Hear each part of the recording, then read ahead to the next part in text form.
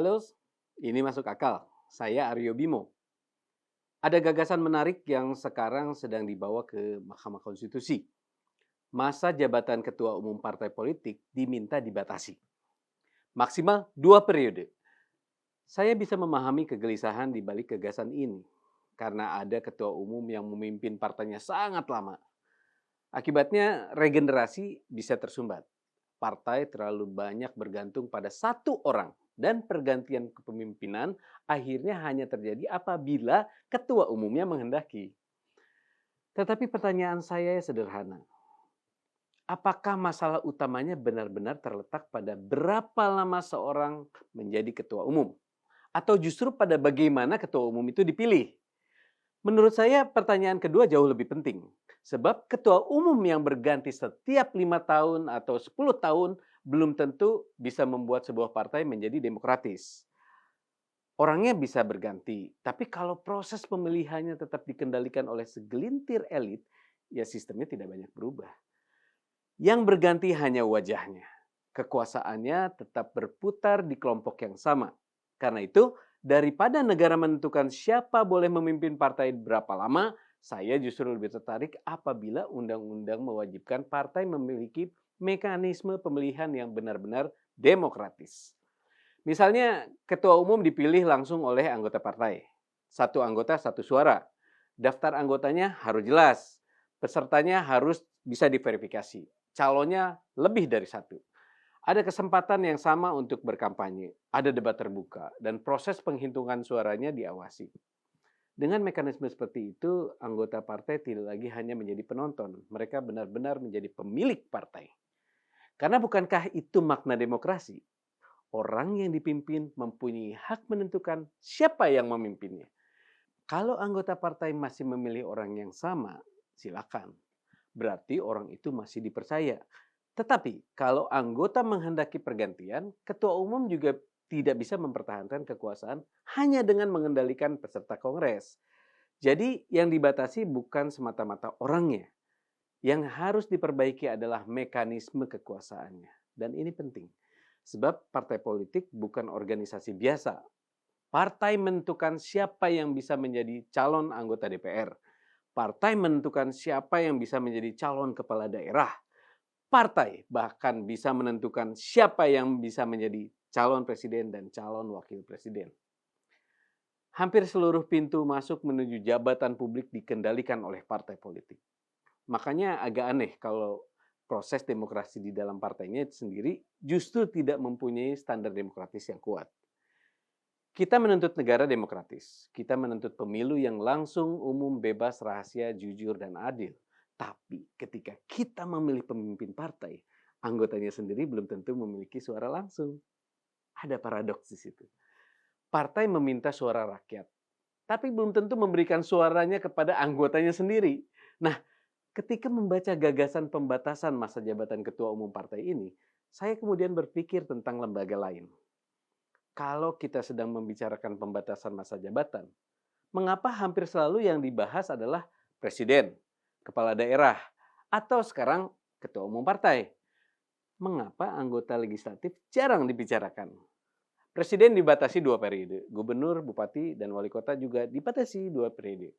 Tetapi anggota DPR, DPD, DPRD provinsi, maupun DPRD kabupaten dan kota dapat terus mencalonkan diri tanpa batas periode. Selama dipilih kembali, seseorang secara teoritis bisa menjadi anggota legislatif selama puluhan tahun. Pertanyaan tentang pembatasan ini sebenarnya pernah dibawa ke Mahkamah Konstitusi. Pada tahun 2024 ada permohonan yang meminta agar masa jabatan anggota DPR, DPD, dan DPRD dibatasi. Mahkamah kemudian menolaknya pada 2 Januari 2025. Menurut MK, karakter jabatan legislatif berbeda dari presiden atau kepala daerah. Presiden merupakan jabatan tunggal dengan kekuasaan eksekutif yang sangat besar, sedangkan lembaga legislatif bekerja secara kolektif dan para anggotanya harus kembali mengikuti pemilu untuk mempertahankan jabatannya. Secara konstitusional saya bisa memahami pertimbangan itu, tapi secara politik perdebatan ini belum selesai. Karena pertahanan legislatif juga memiliki keunggulan. Mereka sudah dikenal pemilih, sudah memiliki jaringan, sudah memiliki akses terhadap konstituen. Dan dalam sistem politik yang biaya kompetisinya sangat tinggi, pendatang baru belum tentu bisa bertanding dari garis awal yang sama. Akibatnya, kursi parlemen bisa berputar di antara orang-orang yang itu saja. Partai kemudian tidak terlalu terdesak untuk melakukan kaderisasi. Mengapa harus mencari kader baru kalau orang lama masih mampu mempertahankan kursinya? Saya tidak sedang mengatakan bahwa anggota legislatif yang lama pasti buruk. Pengalaman juga penting. Parlemen membutuhkan orang yang memahami legislasi, anggaran, dan pengawasan. Tidak semua pengalaman harus dibuang hanya atas nama regenerasi. Tetapi demokrasi juga membutuhkan sirkulasi, membutuhkan kesempatan bagi kader baru, membutuhkan pintu masuk bagi generasi yang selama ini tidak mempunyai jaringan atau modal politik yang besar. Karena itu, mungkin pembatasannya tidak harus 2 periode, bisa 3 periode, atau berada pada tingkat lembaga yang sama. 15 tahun sebenarnya sudah sangat cukup untuk menunjukkan pengabdian dan meninggalkan rekam jejak. Setelah itu, seseorang masih bisa melanjutkan pengabdiannya melalui jabatan lain, partai, pemerintahan, pendidikan politik, atau ruang publik lainnya. Namun yang paling menarik tentu bukan apabila pembatasan tersebut dipaksakan oleh MK. Yang paling menarik adalah apabila DPR sendiri yang mengusulkannya. Bayangkan, anggota DPR membuat undang-undang yang membatasi berapa lama dirinya sendiri boleh menduduki kursi DPR. Itu baru luar biasa. Karena hakikat konstitusionalisme bukan hanya membatasi kekuasaan orang lain. Konstitusionalisme adalah kesediaan membatasi kekuasaan kita sendiri. Membatasi presiden relatif mudah dilakukan oleh parlemen. Membatasi kepala daerah juga relatif mudah. Membatasi ketua umum partai juga mungkin terdengar menarik. Tetapi apakah politisi bersedia membuat batas untuk dirinya sendiri? Disitulah ujian demokrasi yang sebenarnya. Jadi saya tidak menolak pembahasan tentang masa jabatan ketua umum partai. Tapi bagi saya ada 2 gagasan yang lebih mendasar. Pertama, demokratisasikan partai politik. Berikan suara langsung kepada setiap anggota untuk memilih pemimpinnya. 1 anggota, 1 suara. Kedua, mari berani membicarakan pembatasan masa jabatan anggota legislatif.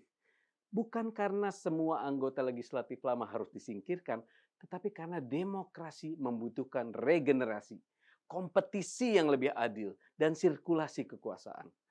Pada akhirnya demokrasi bukan hanya soal memilih penguasa. Demokrasi juga soal memastikan bahwa kekuasaan tidak terlalu lama berada di tangan orang yang sama. Dan demokrasi yang matang bukan sekedar berani membatasi lawan. Demokrasi yang matang berani membatasi diri sendiri. Biar beda pendapat, asal tetap masuk akal.